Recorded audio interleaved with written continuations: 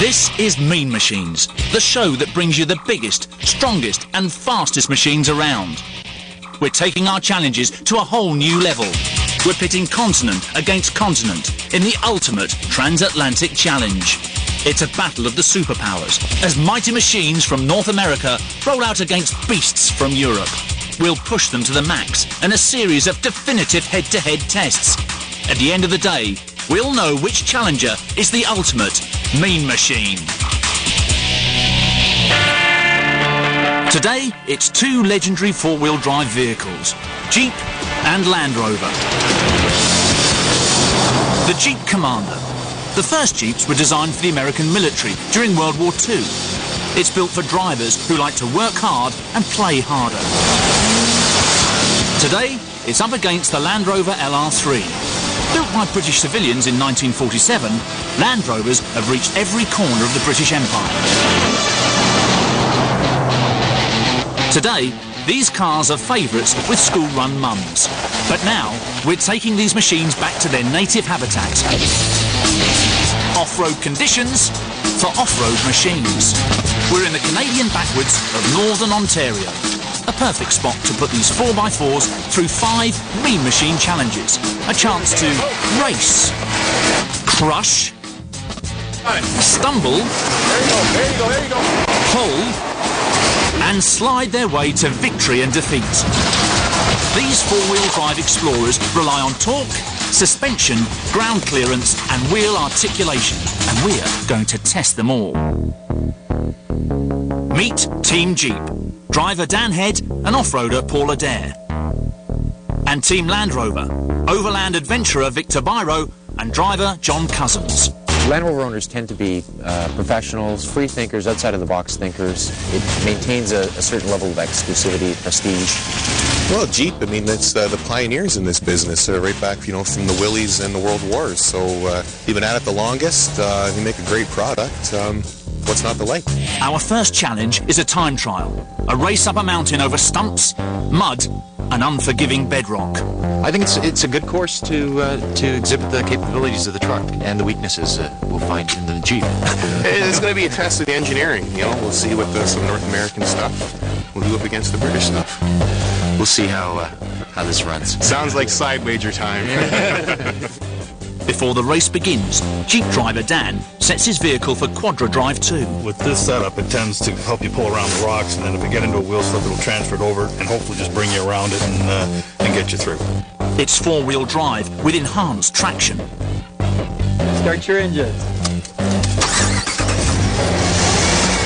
The biggest thing is to avoid the stumps, because when they catch on your suspension, one, you're going to hear a big bang, and secondly, it's going to hang you up and slow you down.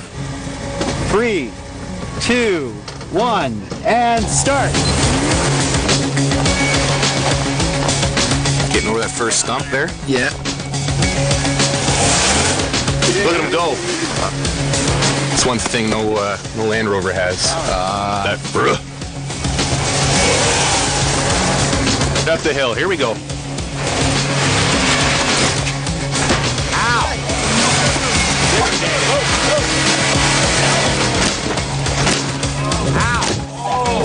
Skid plates, that's what they're for.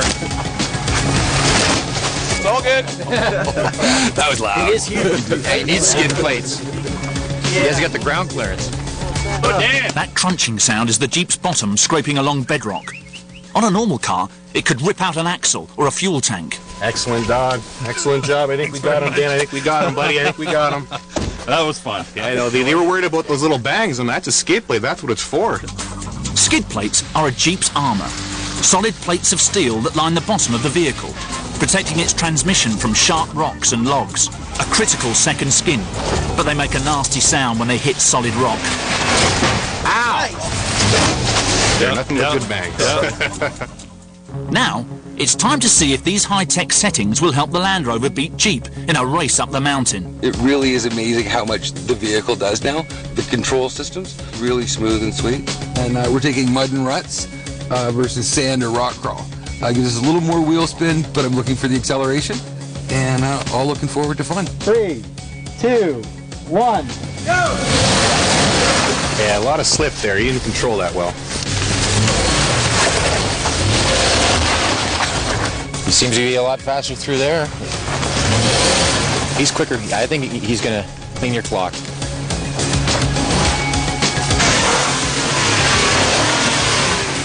I'm not hearing the banging. See if he gets up there.